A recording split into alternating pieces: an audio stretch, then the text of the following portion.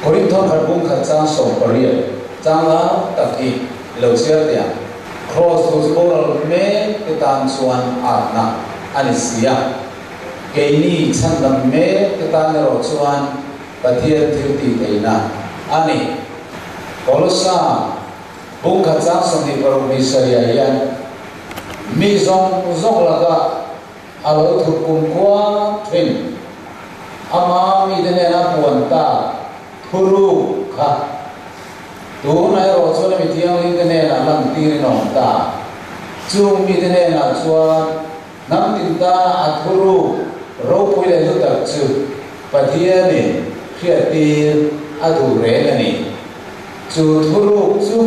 Krista nam ma dio ro pui na be se san chu ni lo tia ni oi mo kho mai mi zong la ka a lo up to trina chu mi thiang lim te ne na wan chua ani romong som paruk lo sia le dai la kan chan chin thale Krista tu ri langin thuru wan na hian chu thuru chu chatuan ta ai thu thina dona thero chuan ti lang ani ya rin na chu lo woi na tu rin chatuan pathian tu pe gam zel so le te le ka thuin nam tin ne na ke ti ri to chatuan ta huru into kan ne na puan chua la hello te ne na he chiang lo te ne na tun ka bi chungian lalpan ai kola apong lo na chumi lo ai thave lo ni chu til poita ani nge ya he chang ni zaina ko chang than du bok ani Korinthon harbung ni chang kha chang ni ya in onau te ko ke song pathian thuro khil chawin in ne na lo ka lai ka thu soi ro pui le fin ro pui ne na lo kal kan lo Isu Krista ama nge ken be a om thu cha lo chu in zime ma re ke tu lo ka thu soi ro pui le fin ro pui ne lo kal kan ni lo ti in me khiat ka wa thu soi tu ro pui kan ni ve lo wa in khua yen turil tu ro pui tak tak thu soi tu ro pui tak tak an local pho to mai thei cái này rồi tu đi tu rau bụi tu soi tu rau bụi cái này về rồi vâng ông ấy rồi tu rau bụi tất khó thủ khiêu tu ở đâu mình mang đi amen chú sốt cái này hiện thiệt thật quá sam sông cái pangana trang sông bali ở cả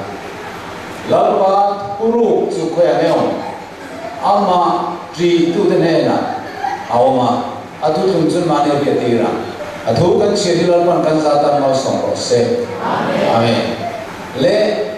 engwane cross do matul khem santi ni zana kan speaker an soi honaga pathian chu mangai nani ti universe anti lele van khovela hian tarlan pathianin adwa van ko puika pathianin asiam lai le op lai kan ama chau si bai buk na ani lai kan pathian chu mangai na ni le ni loi van mi te an te tak ko pe chuan pathian chu mangai na ani le ni lo khetu chuan thil dang a then ti ra mai ni chu kan sui tu ra chu ni a ama sai zo na thon khat poli sang ni ra a mangai na nei lo chuan pathian a ke lo pathian chu nge ti mangai na ni adia pathian ko ver siam kha sual pakhan ma siam telo ewangi mangai na khat pathian ni wangi nan na te siam telo thi na te siam telo lung mai na te siam telo ewangi mangai na khat pathian ni wangi Genesis bung kha cha som thum pakra ka lalpa pathian thil siam zong zong chuaina tha akile maini tra yen ti tu kan mo ti toran mi bung som thum pania zia tro pui tak chu ti hian lo soya lung pui chu thil ti fel fam kim aum dam zong zong su da na ni pathian rin om kholo na nei lo le ani atiani ro pui Samsung bele pakwa chuan chu kan pathian lung pui chu fel na le ro re na fel chu alal thupa nga chanani adi fel na dan hi alal thupa nga chan katan amang ani le nizana kan ngai kha nupui sun te no me pasal sun to te fa te sun to te nu le pa sun to te pi le pu sun to te kan mi de ve ko me tin voi khat ma kala na ngai lo kala dam lo ngai lo ti ino men ban an par chin de wa tu ma kan lo te ro mo voi khat ma kala rin ngai lo il ro na kala tong ngai lo ti ko kan lo ko ve la yen he kan ko ve li chu ati ra pathian ro man da ani lo voi khat no pang te hian anu ne na anu en kim mai pathian siam itia ani le sama ke tu siam nge e pathian ma le te ani le en te ne chu tiang pathian chu ma mai na khat pathian ni rok sia zo te hi te siam le ati anu chu ne ma mo ati I mo anu ka sabat te khoi ka zo te ne ka thina ri mu tu ko pathian chu ma mai na khat pathian ni chuan en te nge zo te sia ti na zo te ni nizana ko ka kan ngai thatowa pathian chu ma mai na khat pathian si chuan ena tinge tuar late lungai late harsa late tra late thi late mangan late khovela ya athentir ti zona ni sual avangin hengilo omani ti ka kan khia mase pathian chu thofam ki mani wangin sual asiam tel bok silawa sual lo lai hun khovel a omani ti ka ingai to ngayen bible ayan chen ta kin min lo kirani sual a ma khovel ka suam to nai han thir mai tem minute khat vel o chu ti lai chuan sual a lo lo wa pathian in leile wana siam ka tha at ye ema van mi te siam van tir ko ti te nan ko wa chung te chu thafam ki ma siam an nia du khan thei na zalen na pe an nia an mani du thu en pathian chibai bu pathian an faka lungwal takin en kim siam tu jehovah chu chibai an bu la an lim na ber chulal pa pathian choi moi a ming fa chibai bu an ri mo mai ni ol pa nang in kim siam ai du wa om le siam an ni ti siam tu pathian chu chibai bu trina sumitana ka toi tu a chwani lucifer hi pangani ruwan ber ko zinga an ho tu pa ber pakat lucifer an ti chu cherub an tia van ber ko chun nung khiat ti iso krista do tu ta na siamani e lucifer ho hian van mi chon pathian an bian choi moi thina a mel that zia bible ezekiel amangin ti hian alo zia ga I trafam kim sia vai omni ta trafam kim ta enti hai ti fin na khat moi na tim re pathian wa le nai che lung tim re in bel sar dio topas lung le diamond berul or jaspi sapphire samram in karban ko apu me le sia moi na ram ka sa siam te nang ma siam ni bu sai to te chu ti chu van tir ko han that sia chu lung lut tim re som le pania sei moi niom ta thafam kim fin na ka ani amai ro chori ruwa khan chu ti na ma ho ni me e mai kim siam tu pathian chibai an mu bial dia lai ka aril ruwa ia ngai ko sual aron lu ta mai ni nikat chu ega tinge di kopian ka thafam kim ve ka moi ve ka ho wa tinge Isu Krista hi sibai kan bu kher zel bi le ti ngai tu nei alo pian tar mo mai ni chu na ri ru chuan ti na ngai ko ta vana ta chawang pathian ar si te chung lama kalau thu pa ka choi sang ve na chung nung pe ra ni ko be don ni ti chuan van mi zong som te kalama ka hi ba ma pathian jehovah hi ma ngai na ka cham ro rel tu di lo nun rong ama an pui tu ma du lo ama so choi mo ya om tum mi pathian ania bia ka ani lo choi bu ka ani lo ka ti ha van tir ko tam ta ka ne ka hi chuan ke ma so khi min worship ula chibai min bu ula pathiana min thang zo ro ke chuan dan ma zo tu ka pe don lo chu in du ni lo thei do tin ka them do ni ti ka amai ko ta chu ti lai ta chu lo pan aril lu ka alo sia he ba hi ati ka ho lo mai ti lo mai to hi ti ka mo ni va ka la me lum mai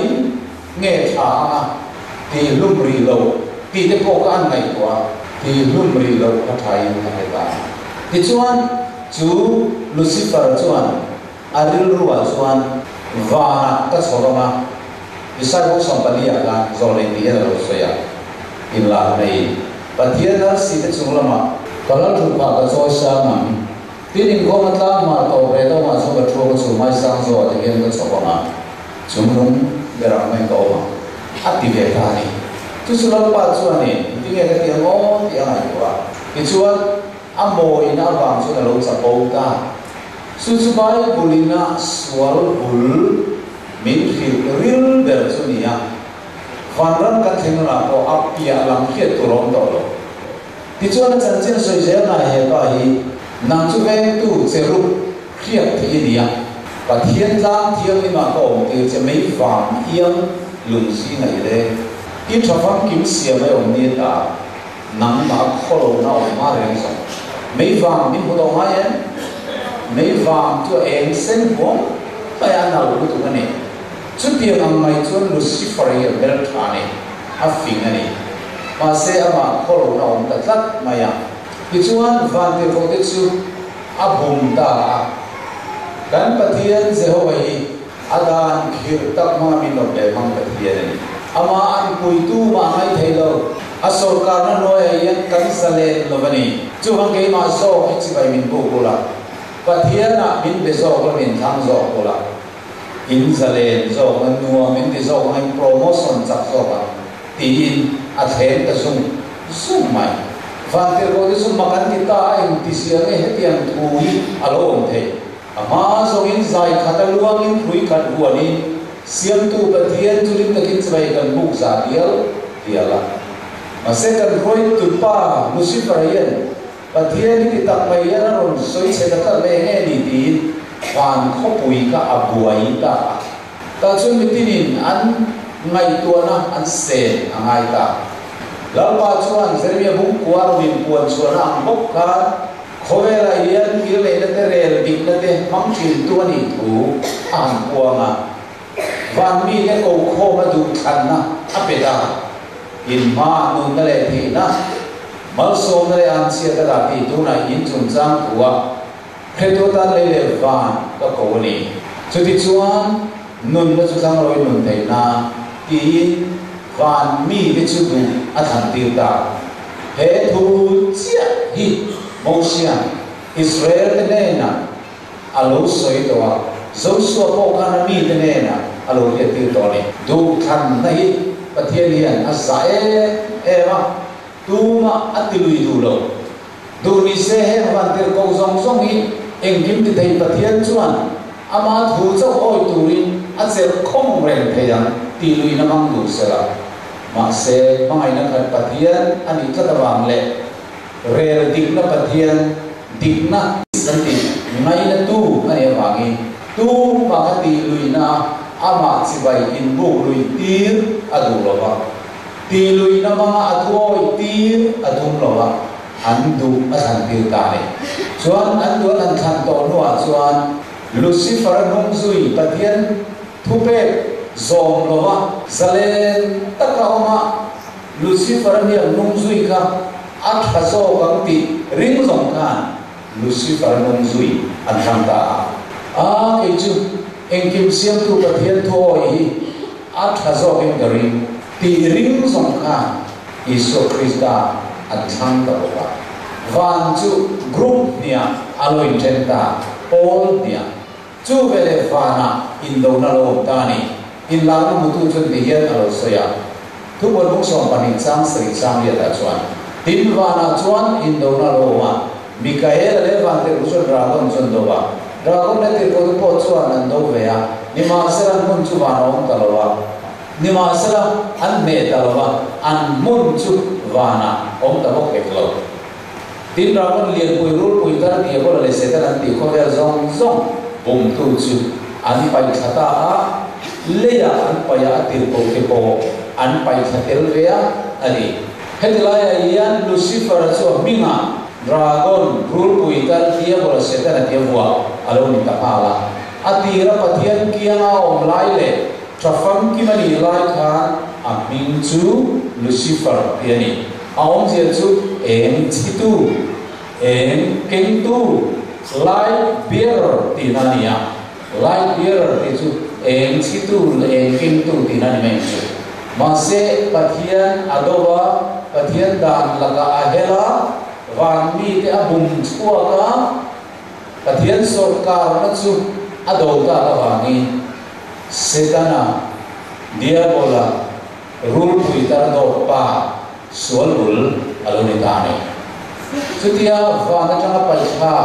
aloni ta ka chuan he khovela yen boruwa ka phunei tulal aloni tani isai ku sombali cha song pania over par Lucifer tina par tika zimam fapa morning star entisiame vana ta paisa ni ta sule namtin tikom to entisiame le sa ta yom ta sule Irilu atun vana kacovama pathian ar sini chungla makian dal trupa kacoisa manga inkhorata marko predo machuan kathuama chumai sang zo den kacovama chungnung bera mai ko ngi tin veinen ka nima sel sola korbu to pre kachuan koi kha ki niom ton si pitani pathian chun diriam takin Lucifer hi aron au kunta chuan Lucifer le ho te pai kha an ni du chuan vana chuan van te ko thiang lim pathian thoi du tu zong a thoi thang tu te chau an om ta awangin van ki an nuam ta ma vana ki an sual alu le thei do to lo ba pathian aya Lucifer thang tu pathian thoi aya thoi lo du zo ho zo ma ka leya pai tha aloni to chatuan khemunakal tura khe aloni to chatuan porna por chumin chu ba chun van ki aral muang tani amaro chu leile tu fin de chung a big ve ta thuma he ni kho ve la yen pathiani e vile adama ka alo da to alo siam to bok sia chu ba chuani setan thi pur chuani tinge ka ni ta ka pathian chu ka ne ta lo leya paisa kaloni ta vana mun kan chang to lo engtin nge ka beise ram tin leya chon chan a ko so le ta engtin nge le sual alo lu ta ni nen tem le he leya kan pathian in paradisa eden huana mihim masaber e bile da maka ada chu chu ama an puya siam ni thafam ki masiam ani bokani rime e mai salu akina no man zak chuang lo an mel le tra nak male iselo na ten alatla buak ve ngai lo ba Isu Krista amani siam tu horin zalen takin vile ada mate limen ma eden hoana anhanin polai kom velai an mungan a itsi tatra mayani tin me ka tiang o ti an lal ram ka susak adwa vile ada maka kovela lal mule lal patan patiani apeni Ichuan rule puitar chu alofalta evine na chuanin vana asia angko kharo choleta pathian chu aron rin le ti ve tantani in pathian hian huana thimra te hi in ei aphal nge anti vela hale timai se to tu kan ei thesi alai takamero chu nei thela in ei chunin thiam minti di kan soi tel kel chu vele rul pui chuan ren cha mangin hite suwe an bidani nau pang khet thiam zong kan soi ana in pathian ni vana po rei de ka thon ret to ka chiang lu tu ama an pui tu ma ngai thei lo ni adan khir ta kamin obe mang pathian ni he huan lai ka thei nei phalo san ko chu mai chu ni in ei chuan amma in lo ang do na in ei ni pangin in mit alo war so ma in lo fing zo dong tiar ba mai alo ni ei no in ti do no re an ti ver ta ni chu abum thiam ro ui mai sia amma khan e le da ma khan pathian thu khan oya ei su ti ka ei in na ko an nei lo ei cha na ko an nei lo lim takin zalen takin an om thi na ni ma se he mi ai ya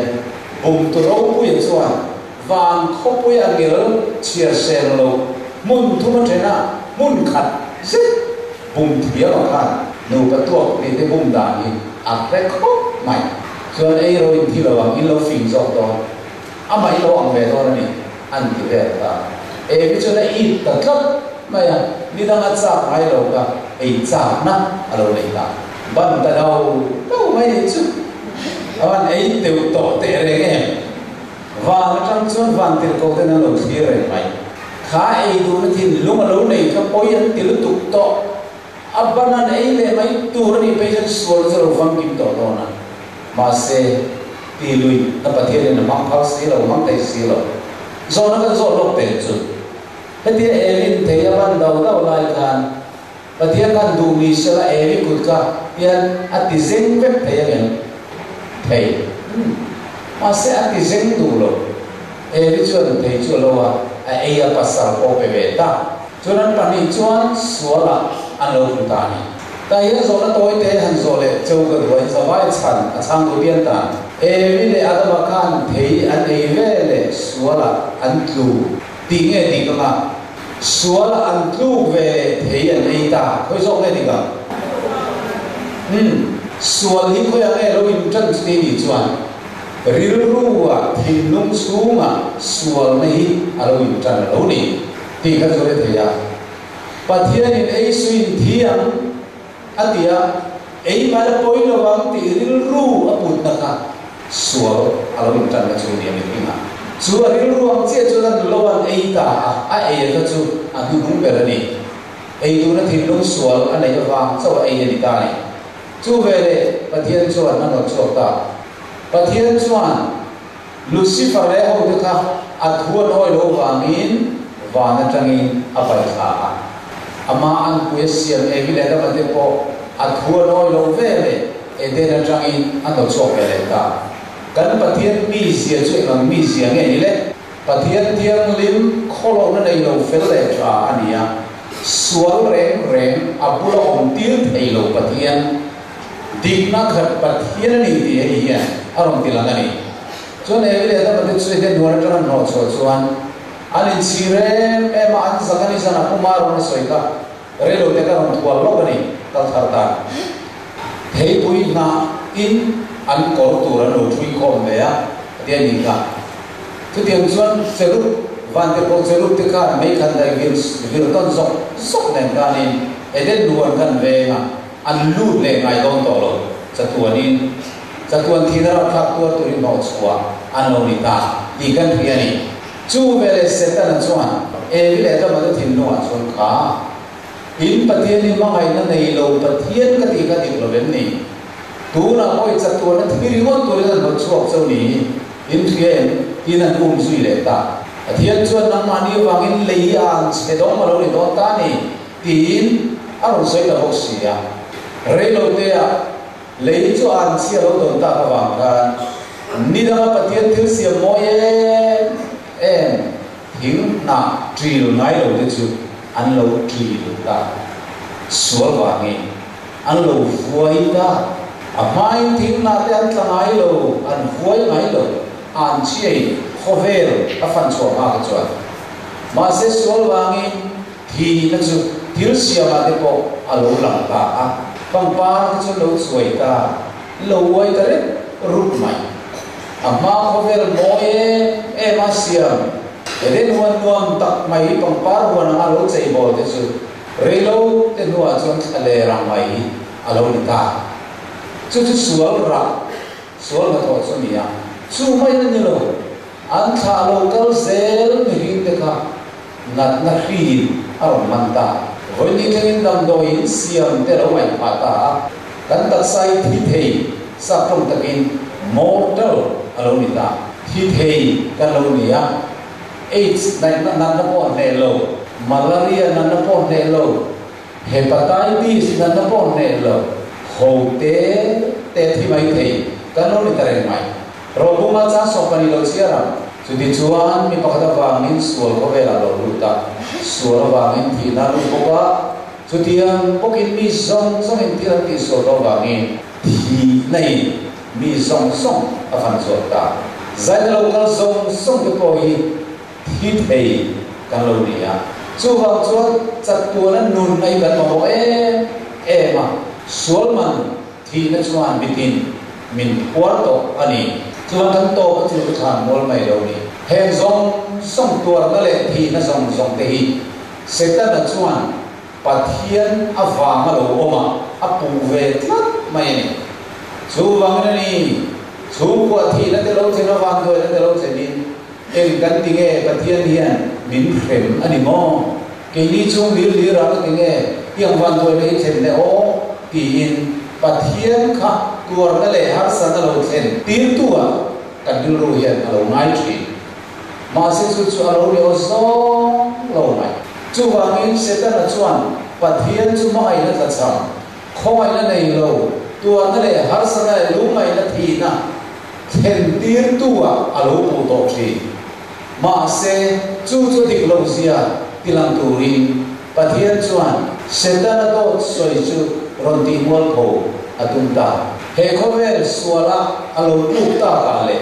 ada macam tisong satuan itu alo ni tak tujuan van kopui alo kata ni ada macam ada song satuan itu setan boy saltam mai alo ni to tiada nak dia tuan van kopui adim tei to lo ta tuan ni van ko alo rel na alo ta Yesus Kristus tuan ni kadu tak siang kapangai mihing de telo yan vana lar thu thega yan no rel don mai la karel thiam chong la chu wangin bo la te sama chandam turin khovela ka kal don ni ti apuang ta ni de ban te ko de chuan an lal an fak nin ngai lo van kho pui kilom tu chun lai ni ya mele en zo aka an thi ron thu mai ni lal pa heta than sa kam takin nei ta kan tok lo em ni engat ini kau yang timbre tak, miswate cilsa kau mai tu, tuar dalam kata, tuar turai kala, heta dam tak, vantir kau te kano malu male, anti nyome, masalah ni suatuan, beram sumkuale pakua, baulo, teka angai tuar hai tau loba, abau pakat zong turin beram puya kalani tu tekin tuar nasiangin, awan kau puisian ciarselo teki bau velo masalah. He kan on kovel kan planet ai every ada mate om naram kovel mi kan baural tuli angai ngam lowa beram songi alera kakalo baural te sama chandam turin kovel him taka kakalo ni ti an buang ta chu vantir ko chu na thiron thu mai mela chon mai na alo la ana nen reng ko na mel mai ni akhat ani tian ko te chu pathian chu chatuan dam chuang ngai lo mangai na khat pathian liya atira kan sira kan aming re po mangai na ani to mai ni ani na po su mangai na ania chu mangai na chu mai ati dang lam dai la chu wang chuan chatuan dam chuang ngai lo mai pathian ani wangi he khovela nang le ke sual abo ral mai tu te min san chok turian amma ngai na chon puan suwa aduta mana kane na pa lo lang so ni hian ti ani ani mangai to lovin ka mangai chia chu wangin lai na nai ka boy bong che mangai na to lovin ka mangai che ti chu beli so krista chon apathian na chu adni ka pathian ama om ka athale te ka lo pathian lu ko om po ka athale te to lo ba apathian na zong lipin alal thu the akal sana vantir ko chiar sel lo na an choi moi na mun ro pui trôi môi nó ri na abual vel van mo ruộng nuông nó tụt sụt kal sanin nula thiang limari school oin Bethlehem daire taka birkim tiang lo pian athanta pathian chu fakinam rosya amen he lo pian don zana yen van te roljon makmilu tukin anon tha liama leichung lo me birkim te ne na rem thu leng rosti zai pol ro pui tak ne anon rema pathian tiang lo biak thin ni le khale arsi siruk za ko so rei hum te akut pha choi kam thei tu pathian ti thina ka mi hring ti amina lo pianga bo yana armin siam ta mai an mu kan van mi ti hian mak an tia he cross lo pian da ni ngai ven an dua an ben khonta ani le kan e le ada mate kha setanan alo bum to an lalram alo su sakto bang kan enge adin mun lo en daila he khovel lal alo ni tamai si tin he khovel pathian alo ni taboka he khovel thim chu alo re tu alo ni ta chu bang setanan he khovel kanom ne lei hi a chu cheng zong zong ni ring te chopin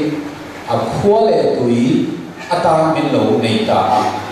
kan chu alo re tu wa alo tang ta he khovel thim chu alo re tu alo ni chu tianga he khovel sol ba nga mamang tale topic taka kan room lai chuan pathian chuan setan to soi song song khovel universe ma setan do alo the dar song song pathian chu mai na nei lo ro ra ti lo dan khir ta kami no be mang pathian anga alo soi ka ron puan chua do ta ni sia ron ta lan adua chu ba ka he khovel lal ani nei pai kha adua he khovel pathian ani nei ti top sak adua he khovel thim chumarol tu ani na song song ka ti chiat sak adu boga asawaman te song song nang le ke ka min chan chua adu boga wangi ama ne chu mi rim angi na lo pianga mi rim te har sak tin ren he puin khovela alo ka baptisma achan zoa ni somli le san somli zo a mei noi he thuhi Nazareth biakina aron puang ta enge ile wente riam pai te ne na chan chi thahil tural pan miru da wangi lal pa cha rau chu ka chu ma om ani chon sau te ne na chona thule midel te ne midwar le le thu sai thu te ti du da tuar te chua ti na thu te lal pa lu ngoi kum thu sai thu te min tir ni ti thu aron phong than ta setan na chuan pathian chu ma mai na nei lo nun ro nge na lo sai to ma se he khovel ni alaram akwale tu ya alo obe la ka setan obe khovel chu lo ra tha tu ka nim na ka lo tri la tin na ka lo tri la lo voya khovel thale ra lo mai ba ka a chu ma cheng ni ring te ka an mit te ti del saka an beng te ti mon saka ke bai pian sual ar na tin rem ne me ring te ka alo open zo ka ni kichon Isu Krista zo lo ka ta setanan pian te ra an mit alo ti del ke chu aron ti dam sakta hallelujah amen vante ko pluve lo le setanan nung sui tu te khan Isu Krista pathian papa le lo kal nung chang le setanan nung chang ka an han khai khin ton tan ta ni Isu chung ring jing alo ka khan dam lo te khoye em aron ti dam zel setanan ti du da te setanan har nagara kha tak mai ave dir te ka Isu chung mangai takinan ku ta khoya a ku tin khoya ati dam saka zeng khum so panon zon te ka setanan ti du da nan na ma puar be te ka Isu chung mai takin alo ti dam saka som thumle paria zet mai Bethesda di kamadam nanga ka lo muthi te ka aron didam te zel mai Isu nung chang le setan nung chang chu an han khai khin to na an han en ton khan universe yan khovel dia a in ang lo ta en maya atong kam chua mangai na thu te chu nu nau te chuan ruai tui ta ka nan tla na aka tang chuan ha dam na le thamuan na thu chu thi fi mangin akal na piana alem vela setan ti du da khopal ramuai man khaem a har le ke bai mi del arong ti dam ta mia mai hei hian ngoi rangi pathian kan ti hi mangai na kha alo ni zo reng mai ti arong pom tan ta ani amen neli lai mai lazara than chunga lo za ui to an tia po chu Isu Krista chuan arong kai tho ta lazara thi na wa men isu po atap chuak ta roi mai van khopui tele luvelo ten an lo thir khan Lucifer hian pathian chu mai na nei lo num rong na lo soi mot maya en te lazara thi na chung cha na po isu cha trap roi mai ka ti te chu an lo man thiam chan ta zel Misual ber uirenu anu anman uire lai anman te po chu isu chuan alo mai lam tam mia mai Misual te mai lo ti te do vek alo ni kes te po amai ni trakol ve te po amai ni Misual tu te po ka mi ring som mai ka adama tha te ka lali sual hian mai lo alo nei reng lo ti ka chiang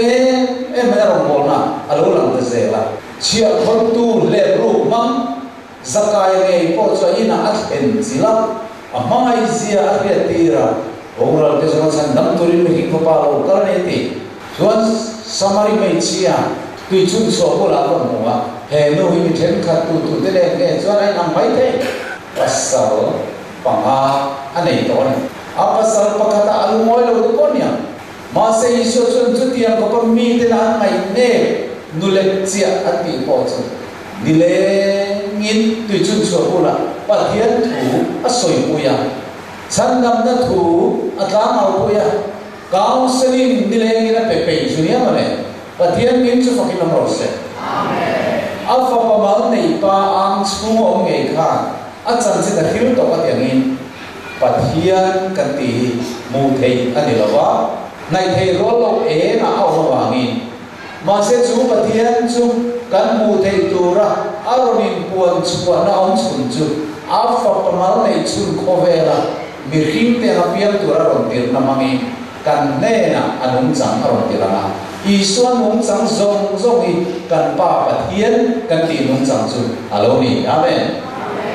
han ngai tu tai langi setan chuan pathian thoi lo ka limom zokin alo soya ma se pathian dan mo chen an noya khovel ra tha zia chu setan o ram khovel ra tha zia chu mi del pian sol ke bai har anatin reng le na lung ngai na hi na khovel alo ni tlat ngai Pasal ni sokoe lokal ka dia bola na to ati bola the na lokal damlo timbre na timbre setanan alo na ma lo po pe to zong te chu aron kela pidam ta zer la he da tang hian enge lo lam chiam kan chui zela chu ti ma kum tum le chan ve se rom a bol nuwa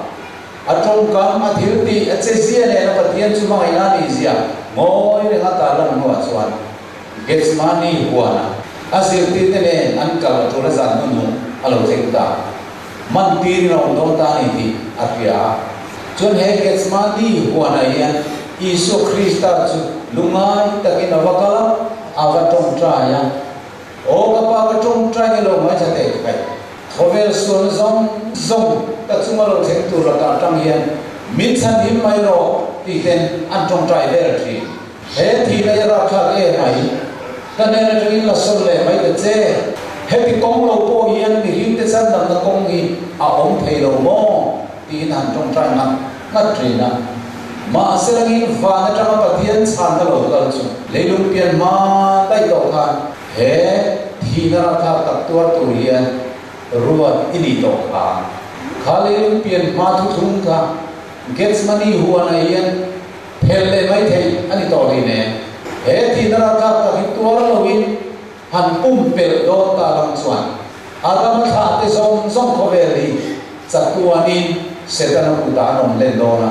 an boral len dona sim ti chu pathian ne rama chan da lo kal chu ni he Gethsemane huana hian Krista chuan lungmai na vor to asuk tuarani he Gethsemane huani kan chu to ve so ka dungla ma so oli thing tar tak mai a oma so isu trong trai na lai mun nia soi ka nia ka jun tha ka sula elai ka su ka lai hian ka thin lung chu na satak mai soi ni na om tat mai ka ril ru kum sam ni diam to he oli thing noi lung pui pula isua hai khol khotan te hai bial tan te kan ta trong trai lai chu mi tha lo lang ta ke ma wa ngi lai le hian kum sam ni diam to ka kalali suat sumit tuine thi sen far zoi na lo trong trai to ni ti kan ngai to ka kai zoom thai da lo ke ko lung che ta ke la hian lo trong trai ve ani azir tin ten an lo mo thil sang ve mai o min ven pui lo khai da ka khan o min ven pui thei na nge kai ru lu mai tu ti na ko bi la ni ati ava kal frang le ava ko kup chop so ba trong trai ya khover sual na zong hai ko kwa sual na zong Isu Krista lu cuma lalpan ammo kan hat kamai kami zangkan zoni sai le kabu sama le katung kalau tengah lalpa cuna ni cuma kan zakol cuma hatta atika he mizana yen alau tengah atur zolo abok sot noi mai kapa he no yen min pelu rose an trong pai le tri maserin van tra san na cuma ite ni hetiam thi na kha tak tuar khelo ko yan lalpa visual fan chan nam dan kongi sial kwak ta no lo mo an ti trina a thei la sual man chi thi na thi sen sual lo min mai dam no thei to lo he thi na tur tu i leilung pian mai ni chuat la tura ruak man ani to kai lo mi he i pum pel ani mai chuan ada skung te zong ko ve an bo le na alo thau so ka sir tir te ne na lo kala karil lu ma ye thi na ko biel ni atia atha pa e balu rum som ni pani cha som ni pa ma thale mai le so le trong tra ya athan chu engi nge farti thi far lia ta min le ya afar ta khan ni thi ya far mai ni khan de su tu ya ni far thi na lo mi ma se he bi sa ni na li so khan chu thisenin afarani avarak lage engwange nangle ke khove sual ka alu chuma ngai no ma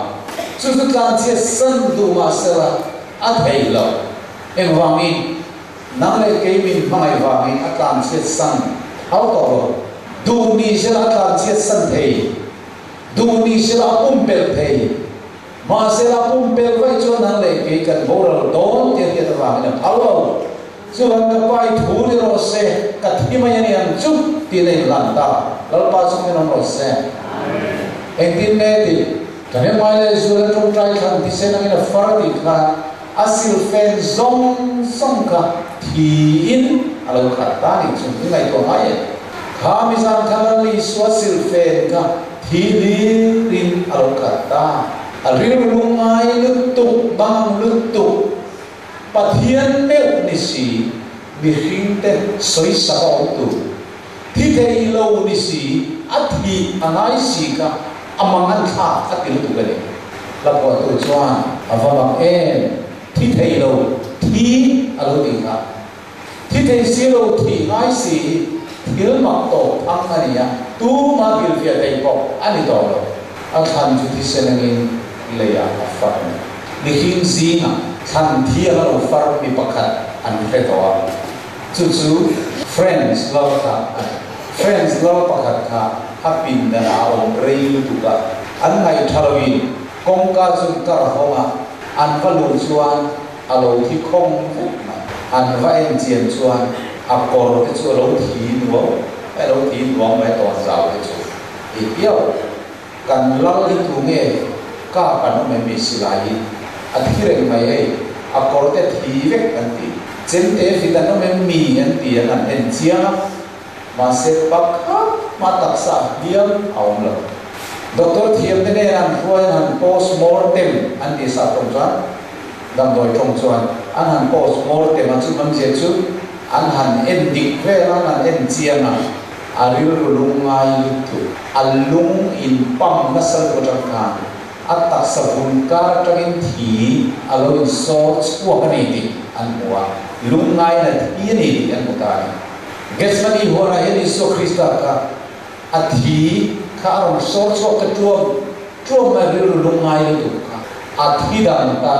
akutin lei aham fuat ta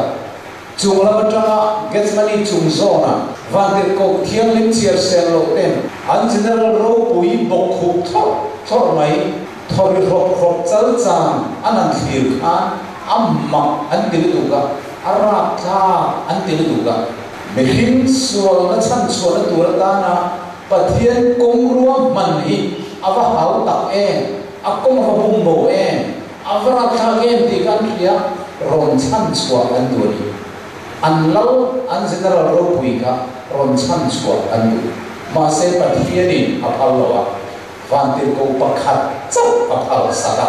chu vantir ko pakhat chu alo chu ka Isu Krista chu aron kai ta nam pathian fa pa intihar ta che inti cha ro khai tlan na ren ruwa kila len lo nia o ima pitur tam tak len chu tu rin nei lo harro tin aron ti chak ka chu ta aron thor mek chu aron hoi ria zir tir te pakhat mai an lo ven pui lo chu vel zir tir te ne na ho lo wen te so mi man tir tu polo kalta mi him fa pa hian ruwa dang tak khan kal to do leilum pian ma dai to ruwa man an yang tak khan ka chuma eng ki ma thlek do ta ni en te uso mi man tir tu lo kal ti ruwa chuan sudai sa ki ro ta le rom si pai chu kes na ni huana an lo tan lu ta Isu Krista chu den ron fo par man tir ta asil fe an li saka piel na lo puan sendu an sintira alu al din lukum siam chok an mata sudah tilau kan ini veimo lalu kami kumtira mo anan ivela dilo takin lilukum anan kumtir vele chuan chunun nalal lu linen chun na chang chuani thi le choro yen chok soya amit ko abia na khabemula farin alo lo thata adir tatlu tluk mai ani zirtir zong tan bo ta tu ma along jang ngam po along to lo achang ai tu de po do ral achang so ta he bizane ni su chu ama chamin thiam lo chan ti lo ni ya chung lama tangina chan chin sia zel tu in van de po ten an lo thir re na ni le kha arsi de siam tu ni si engeng hen ema mi hing siam te kut kha tuara han om thei amma an til tu ka he pathian fa pa in ngai tom zia an muyen an lo fa na lo choi moi thina ka he tiang hi mo lo ni ti ka an he chiang to mai sang ta e mai atu singa so kila ka ne an kuaya kila ka sual ka mo lo ka so mai do na ti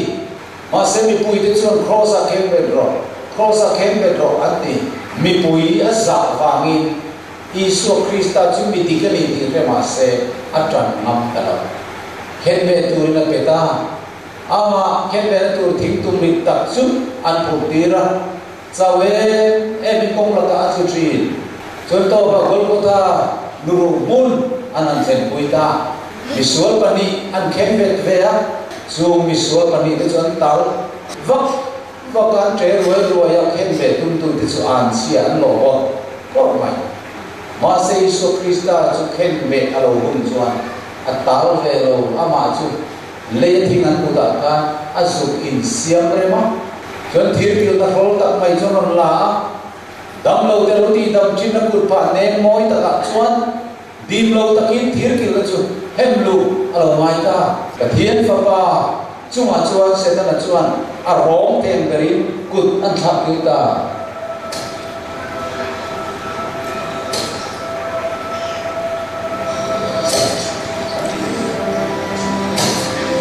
anu malin ayan chuan hirnam lo anatia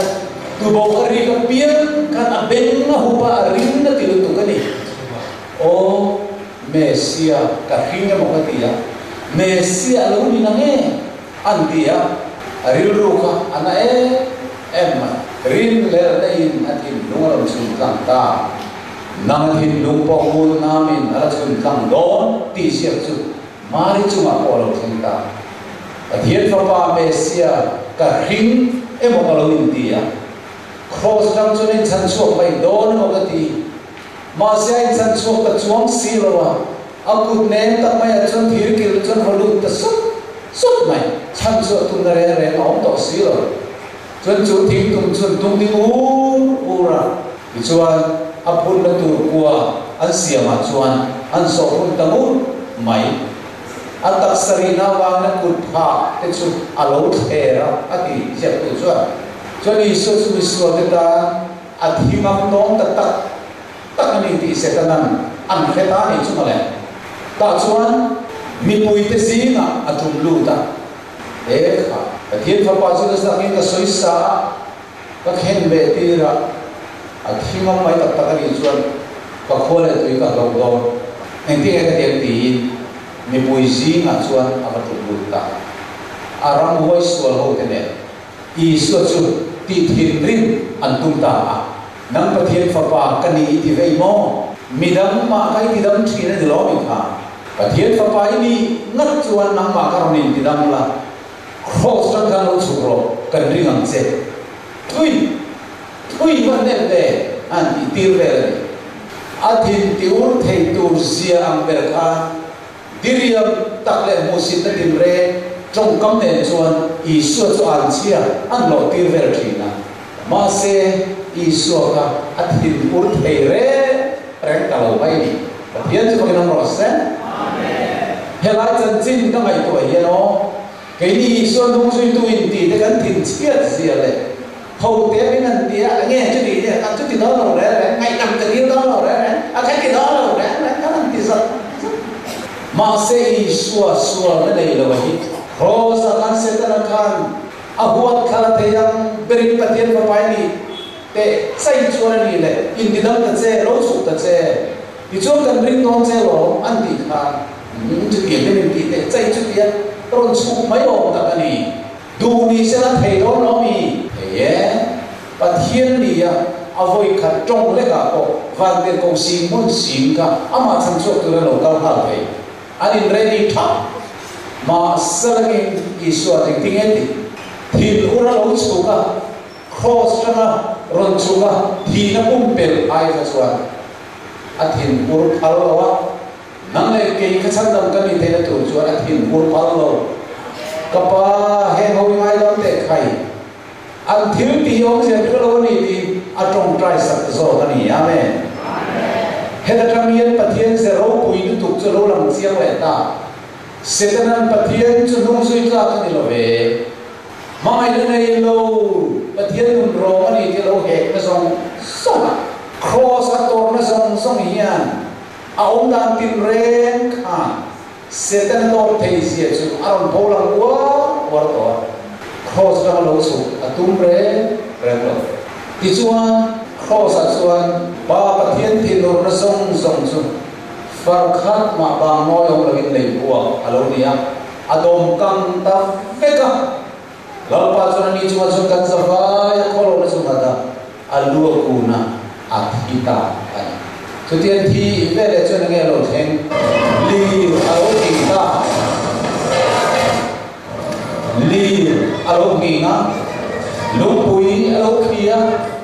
golgotha than mol chu soi bin alo niya setan po amanga akhur ta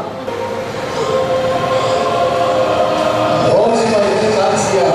setan amanga amol po ta miswa ta na thita tak ngam ta ka wang ka pathian ram chu nei tu dik tak ne na pe le turin tlan naman hi sen chu le buak alo ni ta ti arpia akhur ta ani chu thang lo in homa mi thian in thito tak satam tak kai tho an nia setan a cho khur ta isu krista crossa liam thi no mai le thizal reng mai anan thir chuan Satan nung zui tu ramoi sual te le van tir ko thiang lim tu ve lo pathian tuoi tham tu zong te le khovel mi zong universe ten Golgotha Calvary anon thir an pathian chu mangai na nei lo tin Satan lo soi sel ma se do tin lo he ki lo pu do ma sala en te pathian fa pa so misol bertan nun na lan thal khovel sultan athi phalani mangai na khat alo ni zo ti chiang en crossian aron paulan ta hallelujah amen chu me choni cross buruk on chok tu alo ni na chu cross turuk zong hailan na alo ni ya khovel ma dai to sedre pathianin kara in beina tu zo hinge nong zui tlak zo Satan nge Isu Krista ti chatuan ta thuru in thu baka Calvary cross wan alo kwang so ta hallelujah amen he cross wan chua ka han mu chia atang kan ke po ka ke rol nun sual zong te la khovel cha na te nulat langwal ko ma sual kong so ka cha zong su ti thin alo om cross one khovel ne bilo khel betta kasual te kalal pan cross ma lo photo ni dikria ol he Isu Krista thina thoi in lo chiang te ka tang nge kan mu chu Calvary cross pathian fa pa me sual nei lo thiwai nuam mai ban thir hian pathian mangai la thuk sia su bor mai tu alo mangai sia alo lang sia na adol le chuan pathian chuan thir ti sula pian an thi don sual man thi na ni ti chu fa pa chu ma po atlak tir ni awan rel ni kem ti alo langa adol le chuan pathian da ni eng ti kong mai pal sam thei an lo wa nol thei an lo wa nol ani ai chuan dan noya afa pa Isu ko athi alo tu ta zo chu wangin pathian dan bo chia thi apoi lu ka pathian dan ni nol thei ani si lo wangian cross lo om alo tu ta ni ti chiang ing da lo ta hallelujah amen he ni mu thiam tu ti sing alo tel kai van ne khop mai ato pera chuan dan bo chet poi sia alo la ruali ato pera chu nge lo lang Satan hi avalo to thei em ve ti ni trong ka puan chua po ngai lo la li su nung chang zong Bethlehem matra Gethsemane tra Calvary cross athi na hian Satan hi zui tla alo ni lo a do thei lu tu anun arong lu tu achimom lu tu pathian chu mai na khat pathian alo ni zo ti ngoi ni chandam tu cross in puang ni amen ma se hi tam takin an khe fulo ke thiam lo zan da kan so yang he cross thu yu na te u Israel den da nan zom te ta lo ma wa na rel chok ani lo wa e le adam te suala an tu ma wa na he cross thu hi rel chok po ani lo wa e le adam po siam an la ni ma le lu pian ma dai he cross thu hi ron lo alo ni to ilo sia te ang beram lo men hen lo le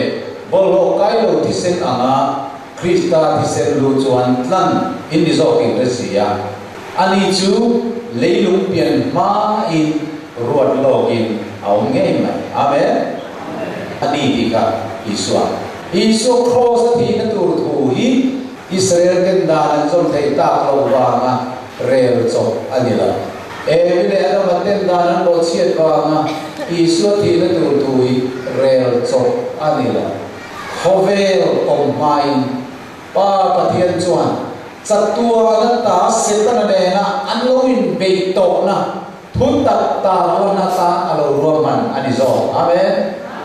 chumi rol chuan miswa ta na chan na lo aro thok so alo ni kita bu khan sang ni chang tu ma chu chatua nun na chu pathian do soi thei lo chuan khovel om ma in atiama Nima sala ama unta ka ti chuan thu chu thu cha chuan atilang ta chu thu cha chu pathian kan chan dam tu thu pe kam zela ko pi kani alo ti he chatuan nu na thu hi pathian dot soi thei lo chuan khovel om main cross phui alo ro man to ava lo ri le enge tu na chu tu zo ki nge suitla setan nge krista chatuana khan alo in be to wan ko puya pathian dik ni alo in chu to chung zong so chuan pathian chon voi le ka ta setan ati lum mai ka tha atilawa setan sual zia le anum chang azia zong zong hi khovel hian khebe photro se chumi setan ni sia puan chuan atang chuan ale lama pathian ni tu nge ni min an phachiam zo ka amai na ro pui sia te dik sia te fel sia te khiat chian alo ni zo do ti ka mobangi atira setanaka atilum du tamai lo ani chuan pathian fin zia hi aban thu ge ole zona cross ilo thir hian tu zo nge chibai buk la worship la pathian dik tak zo chu i thin lungin ilo ta thei toy zanin thu sa oi te ilo mai kha tran atang hian nizan thu sa ilo mai kha tran atang kan he cross thu ilo mai kha atang hian tu nung sui nge thaso ton tu thu zo mi nge chatuan tan lok zo kang ti chu iril ruwa idu i than ve angai ta laya hian setan la chuan helang kong zo za nuam rui mai zo tu le nuam tak zo tu hian min khen ve ma ato khen mun an thung dong van ti ko chuan he kong ka zim le kong chho tak mai a kau tu rin min so pathian chuan ma se to ba chatuan nun na lo ma a khoi kong nge i zo du zo sumi du khan na chui ku ta ta i lo ta tu ma pathian in ti lui le a thu min oi tir a tum lo hai khol khuwa mi de po ti lui ne na thu oi tir a tum lo cheu hindu pon chuan ru mai ro hindu ni le zui mai ro chu chu ti lui la wang cheu zui tu ra in kal kha in ke a khom thiat kon lo ru tu ra in kal kha in kut a khom thiat kon lo hindu khan ang kha sale na pe chewa amai ro sa to ba hindu khan na dik lo ra in na te la kan na te la he cross thu ka lo mo tang yen ke chuan sang so sam panga tang kha isu krista nung zui ka lo thang to sual sima isu krista hupe zoma kong ka zima ka lo hi ka lo thang ve ta ani chu han sa na na du tak teu cross thuru kuan suwa san phum ka lo zil tan ta ka lo khom tan na tang yen zani ni thu mai tha tang yen i mai tha le zel tur kong ka au fi arui to do ni zantini local la zantin subject pel ni lo kal chuan midam lam da ya i suwa kon chu chu li suwa mingin ka tia ma che mi thar i lo ni don sim na tel lo pian thar nei lo para du lo pian thar dik tak suwa hoi sa ne suwa sim na nei thei na kong on chun chu cross thu hi lo ni dani hallelujah amen chu ane cross thuru kon chuan ai ba due tir ko pol chuan he cross lo hi chu chuan tu ka nei do lo ka ni le ona du tak teu he ni ko pa cross thu chatuana ta lo in up to kal ri cross sa puan chuan ho ta i lo ai sa tang hian zanin tu cha i lo ai cha mai atam te khan isu krista ne i than do setana ti idu than na pan ang se helai mai hian to ka du lo he cross na thim tu mi thi na mai a to lo isu krista ruang chu zirtir ten dim takina la thata ti chuan ria rim tui te an noya thana luker puak an tu ma la zar mai lo na an fasala e than chu mai ka ba lu be nge ani tu na chu na kong ka ki an lo lu som to lu ki ong to si rao ma ela yin soi lu ka nei che te u isu krista pathian fa pa chu athi ta ta taka rom si pai na na ka feinan chuna thì sen lệ tùy bol hin mun li trên mun khát alo số tàu vô chu chuan athi takani di aram tilangkan athi derlo athi tak sual man thi na so takin alo cinta chu vele khove adama tha te chunga pa thin urna som chu thôi dam alo ni ta amen chu mai la lo Isu Krista taksa chon na thana nan bukan setan chuan Isu Krista hian adam lai ka thole kan ti te saya awahan thawro lo e ti in rom sipai ti chu than lunglian pui achim nan dira su asil tat simeni na cha dira sil tat maya chuan sipai aven dirani diriam takmai ram huai ole seta da ho chu chandam tu chau na mun an zau na mun aruam na than mol ve la chuan an fungir khup maya a thole ngai tu ra ni lo ren ti diriam takin aruam mula chuan an lo ma amaro chu setanan diriam takmai thole ngai ren to lo tu ra than aven dir lai chuan Sunday tu ka khothim lai zi na vartiana vantir ko alo chuka pathian thirti theina power chaklutu aron kengani chu than lung aron lung sonta chu chandam tu chanchin record veren tu mu thailowa lo zui veren tu van te ko pakhat than bula lo om len chuan thana an lu ta pakhat alulama aluta pakhat akelama chu thia chandam tu ruang thang thim tak mai lo muzal reng mai chu nam pathian fa ba lo thoro ipai no ko che an ti vele Isu Krista chu thana tangin lo thota hallelujah amen thi na nei na lo thole ta thang thim zong chu min ne saka thi na min ne saka chatwar thile ngai to lo tu rin aban ding nam chu ban lo parin a thole na sing em moi dar kar mo theng tu ngau le em lo thir tu van te ko te na chuan lo bera ka muta e adam chum de chu ka chan chok ta thi le khan thim chu ka ne sak to ka lo thir ma salangai te chatu na tan ka nu le ta ni ti an ki lai chuan lal thu pa ve la ne te au lo lim tu chuan ni e ki en ti hallelujah lalpan mule ta hallelujah lalpan mule ta hallelujah lalpan mule ta ni nanti lalpa pagina mose amen Isu Krista jalo thole ta Isu Krista alo thole zinga hian vantir ko te lim zia chu soi sen anilo setan khole tui te chu Isu Krista thilale thole na ma chan chua anoni ta aring dule ringo pienten chatuan nun na cholo chang theya pathian paradisa nun na thing chon ei le heita anam khiat khan van ko puya chon lim na soi sen lo alo oma zai por pui takne fakna la an lo ta ni zai lai no na du tak i thil ti that awa chan nam tu ma ha taka i be ya nam ma po chan nam king zo tu ni po in khia lo wa i lung ai na ka he cross thu mang en lo pan ti bo sat se du kan fel na wa chan nam kan ni lo wa kan thil ti that wa chan nam kan ni lo wa kan sabat ser that wa chan nam kan ni lo wa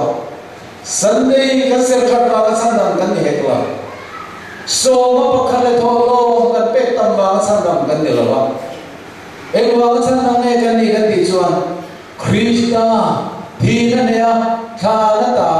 a tho le na wang chawin pathian in min ngai lo mi fela min puang ani amen he mi thuar om thei lo zong chu setan khwa le to ya kan tam ti na ni chu wang chuan en ti nge bible chuan min thil sang ga sumi pali chang som lo chiara thang kam tu thang ta sawa a chuak ngi kan non na chu chuak ta thang chu cheta ke ni kan chuak ta lo mai ni amen Isuan min chua zalen ta hey cross through puan chua chuni adam through puan chua tu san som ne pani kan la nei no ma se a bul chui hi ni suy đi đi cross kan thirian setanan thu nei na anei to lo lali Isu Krista thole Isu ring tu tetan setanan kan chunga ti the pakhat ma anei to lo hallelujah amen lalpa Isu min chung ro ro se amen engting e lo en zel te lao khu thin te ne na te yen ro soita thole Isu chuan lao suam che gei masabera le nung bera le min nung na chukani kalau dia ni masalah ngai te kum kuatan kanung le tani baru puye langsung kalau dia ni masalah kum kuatan kanung le to kei himin ring mai ro ya yo kani ilau kani tan ka thi kanung le ta ka thi sak to che thi na ne sak to che min ti na ni amen amen ending e thi le hi na le mi thi khon sa bi te ka nei boka intigati mithiam lima midik taka Davida zabine ya tuma kharlo turahonga tuma hollo turakharaka heng thuhi asweni tuma khartelo ima kongka kahome haleluya amen adopian kanuna kong sohne nomto kan thirti thanwa chandam tur kanilo he Krista awang to chandam nei rin na phone mai tur kan ni so amen amen ngai de kalori kan cross ma mitin tan nu na te lo a ring a pian chon nu mang ring mai nu mang aloti zailen Krista he ni ta ka min thi sakna cross thir ti te ro pu wa mian ke mi suali pathianin Isu Krista wangin me fela min pom ve ni ti karing ngam ti sab kan tu mon relo ding teng le pathian ro pui na tu ri setan ti lo na haleluya lal pa su ke ro se amen haleluya amen haleluya amen haleluya amen haleluya amen lal pa su ke ro se amen pul bong tu ku ta pun kan han le nga ala Kaciri Hindu dot sia tu thang cha tu zana in ngai ti le tu kan katia min tak ka dinum se amen bale kan ba na la ka boy pa tu no na ma sak tu ti kha kan zai kan ning ke kan tu sim tu pastor dia chon cha cham na ke kan san kan to ding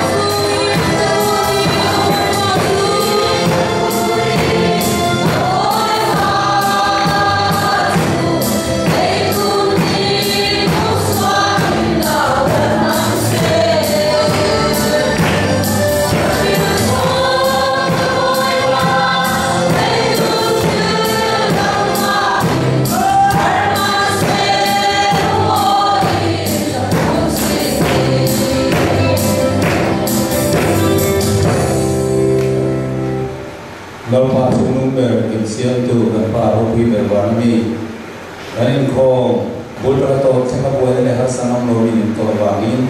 imikai buai le chunga tharin lom tu kan soi nam le he ifa idhisene tan zaine non pro ko te na ia lalpai thu cha kan puan su ta ta kan puan su ai chiang zo in kharau thian ni min an tin ma lo puan non le na